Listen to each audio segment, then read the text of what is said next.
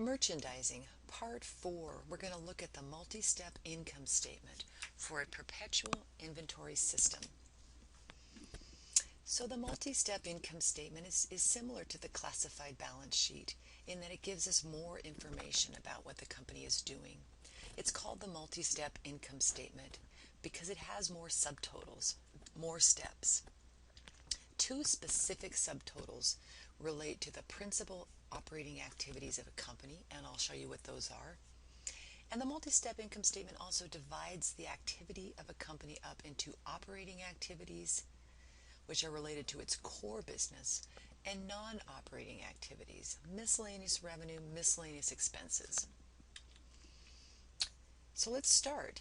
I'm going to present the income statement for the year for Jennifer's Office Supplies. So all of these numbers are new. They won't specifically relate to the previous journal entries because it's for the whole year. And here's how we present the sales section.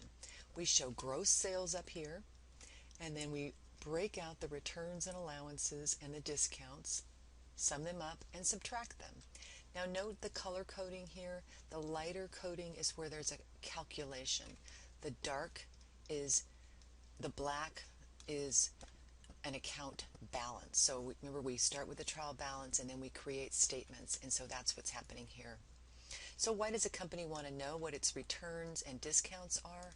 Companies like Nordstrom, Macy's, Target track this by store. And so they might say, oh, the Factoria store has less returns than the Seattle store.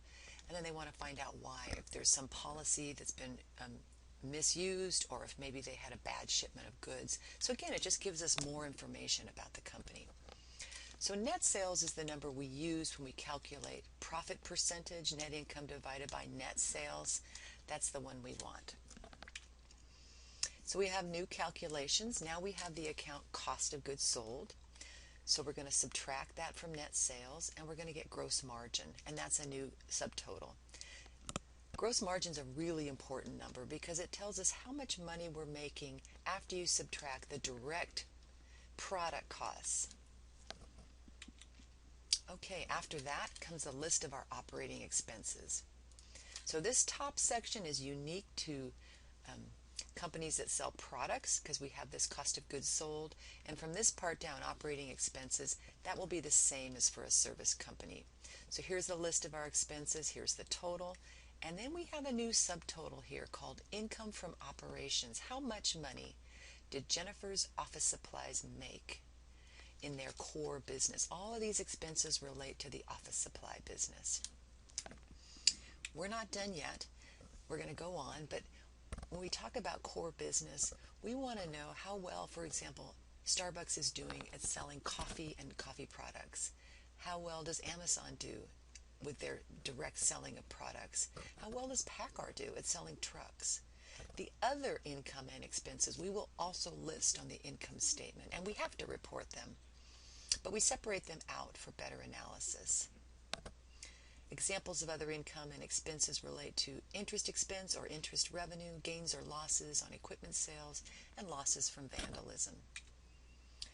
So here we go. I'm compressing this a little bit here because don't have a lot of space, so I've just taken this total. But in a real complete report, you'd list all the operating expenses as I did on the previous slide.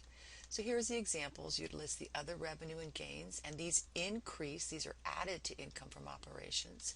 Other expenses and losses, these are subtracted.